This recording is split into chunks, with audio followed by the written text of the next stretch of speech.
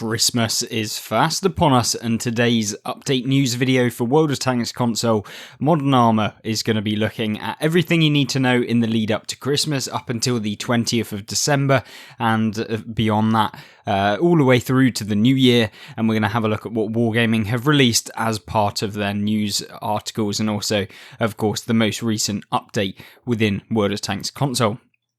So, first things first, I want to let you be aware of something that you probably shouldn't be spending your money on, and that is, of course, Tanksmas keycards and kickoff events for the holidays, basically. These are... They're very, very cheap keycards, and for the price of these keycards, you're looking at about £1 per one, which are fairly significantly cheaper than some of the higher tier keycards, like the top secret ones, where you're paying about £4 per one. However, with these ones, you have pretty terrible drop rates of pretty much all of the tanks within there, and yes, you do have the possibility to pick up premium tanks as part of these keycards that have been released. You can pick them up for free, the keycards, but you have to do some operations, and we'll go through those in a second. Obviously, it's all timestamps, so you can go across the video where you want to.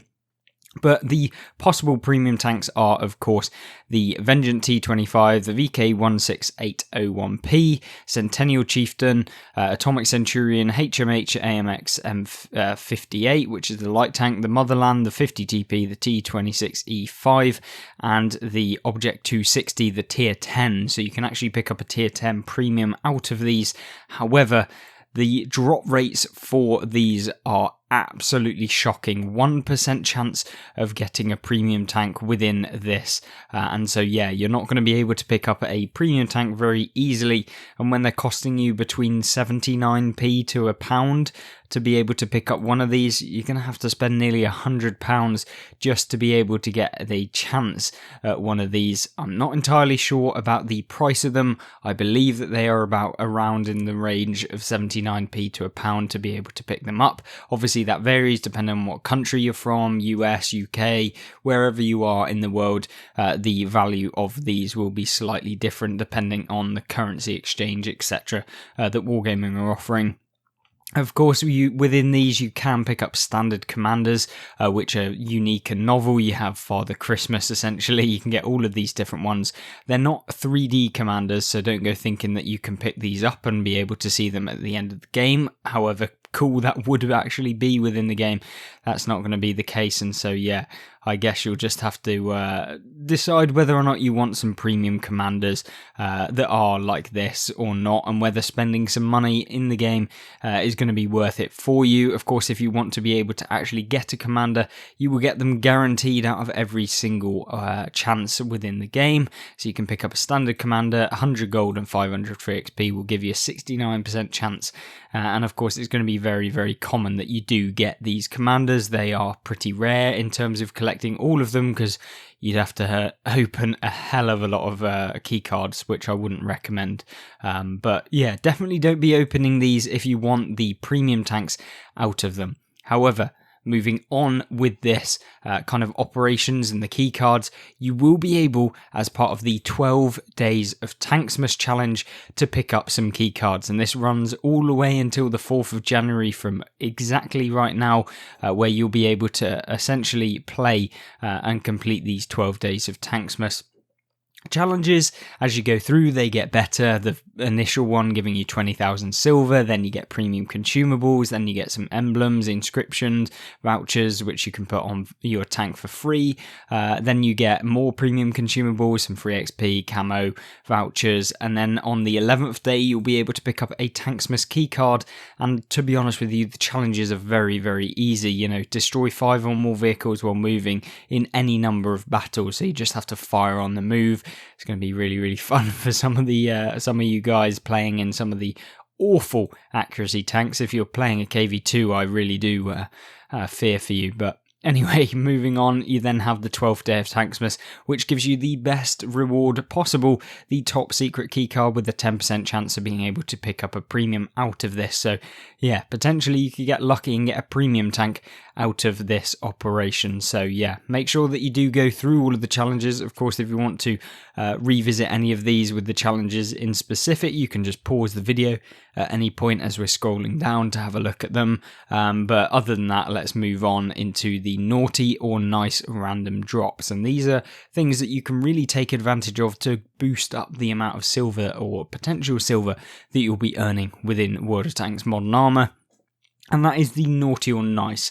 Essentially what you have to do is with every first battle of the day, you get the choice of you will receive one randomly. So no, you don't get the choice, but the choice is between nice and naughty. If you get naughty, unfortunately you get terrible rewards. You'll get 1 tank XP or 1 commander XP, and then you'll get a lump of coal. Yeah, not particularly very good. All you have to do is just win a battle every single day, and that will be available once per day, so you can only get this once a day, so make sure that you make it count. Hopefully you don't get too many lumps of coal this year and you end up with some of these premium consumables, or additionally the 100,000 silver, which is probably the best one to get out of the lot. Now, granted, that's all of the kind of operations and free stuff that Wargaming are giving out with regards to the Tanksmas keycards and the keycard events that Wargaming will be releasing. Obviously, there may be some slight differences as we get closer to Christmas and when the release comes out. Every single year, as part of Tanksmas, we always get a free premium tank, but it will be a tier 3 most likely. Don't know what it is yet. No idea what it could be, but every single year we either get a tier 2 premium or a tier 3 premium. They're usually pretty terrible. You never really play them. You might play one game, get it registered on your account, then sell it. And if you ever really want the tank back, you can submit a ticket to be able to get it back. But yeah, essentially it's just a free garage slot. And I'm sure any of you that play World of Tanks PC or World of Tanks console or World of Tanks Blitz probably know what I'm on about with the free Christmas tanks that they give out. It's just basically a free garage slot. Now, something that is also free within the game, but not particularly free in terms of the amount of time that you're going to have to invest in.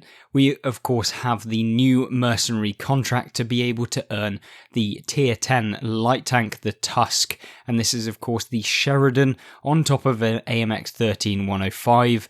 Yes, an interesting kind of design by Wargaming, and it is a tier 10 mercenary light tank, and the only one at that, in fact. And so yeah, if you want to be able to pick up this, you have the choice between either the Chisel right now or the Tusk. And so what would be my initial kind of trade-off? Well, I would go with the Chisel every single day of the week. It is the most competitive out of both of them, so that is the reason that I would go with that.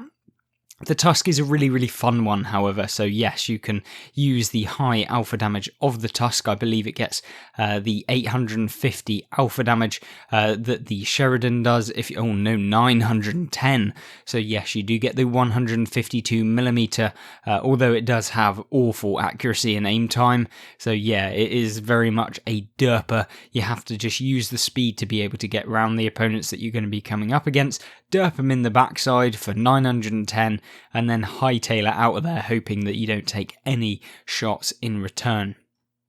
Obviously, right, for the big boys out there, the whales within World of Tanks, you can just purchase the tank if you want to just skip stages, but it will cost you 27,300 gold just to skip one stage, and it's going to cost you an absolute arm and a leg if you want to do it. So I would never ever recommend skipping any of the mercenary contract stages. They are just overwhelmingly overpriced, in my opinion. You can literally get multiple tier 8 premiums for the price of just skipping one of the stages within the game. So don't go doing that if you're wanting to get this tank. Just literally play the game. It's going to take you a long time to play, but it will save you a hell of a lot of money. It's probably going to save you like £100 or even more if you want to purchase this tank straight up out on day 1 of release, which is today. Of course, with these stages, you do have the typical where you basically have to play a variety of different tanks. They're usually light tanks, and you can see here that you have to play tier 9 and 10 within some of these, and you can see even further where you do have to play light tanks or tank destroyers. It is also available for the Cold War game mode, and this is something that you'll probably want to take advantage of if you're trying to get the damage or the assistance or the detection higher up. Is basically, if you can jump onto Cold War, you can get the damage much easier because you're dealing more damage every single game. So if that's the kind of thing holding you back with these challenges rather than the XP, as you'll often find the XP is the bit that is really difficult to be able to get with these challenges. Daily doubles do count, so if you have got ×2 XP on your first win of the day, you want to be using that on all of the tanks that you own to grant you the ability to earn more XP per game.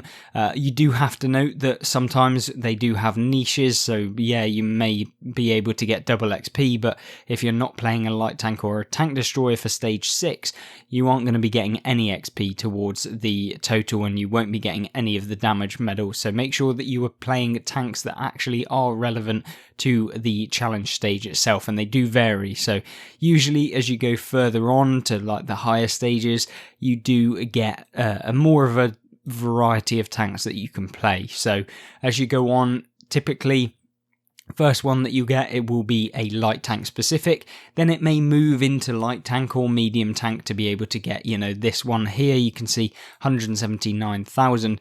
You have to play light tanks or tank destroyers, so it opens it up a little bit, and then as you get to the next one, light tanks, mediums or tank destroyers, which opens it up a lot better, and then the final one being earn a 780,000 XP, and you'll be able to pick up a light tank or a tank destroyer as well. So that is the final stage. In terms of totaling them up, that's about what, 1.1 or 1.2 million XP right there.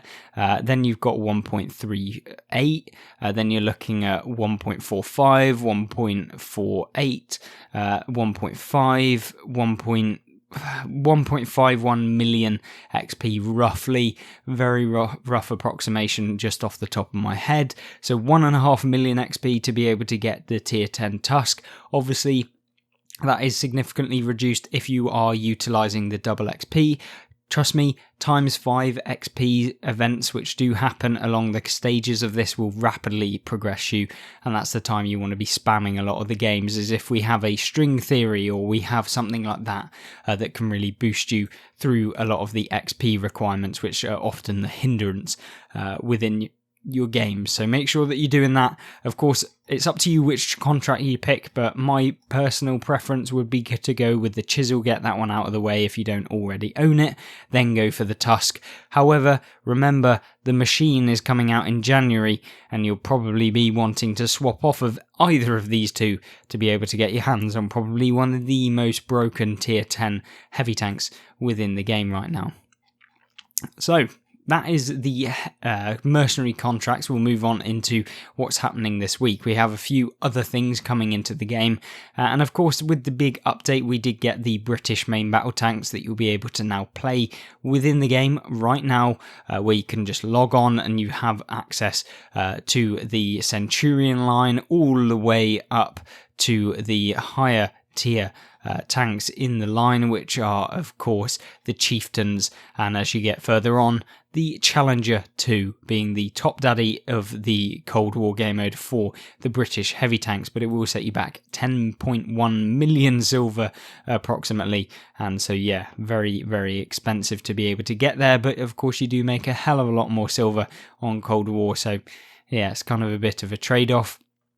As with the release of these tanks, we did feature them in a video the last week on Friday. However, the challenges themselves will be able to get you a lot more XP and also the silver bonuses and a lot of premium time. Well, 7 days of premium time. It's not actually a lot, but yeah, you'll be able to get that. All you have to do is play in one of these tanks, or alternatively play Cold War and destroy any of the tanks that were released. So if you want to maximize this and get 50% silver, all you have to do, jump in any one of these British tanks, so wherever you are on the line, whether that be right at the bottom at the Centurion Mark II or right at the top in the Challenger 2, And if you then destroy one or more vehicles of the same kind of tech tree line, you'll get 25% silver.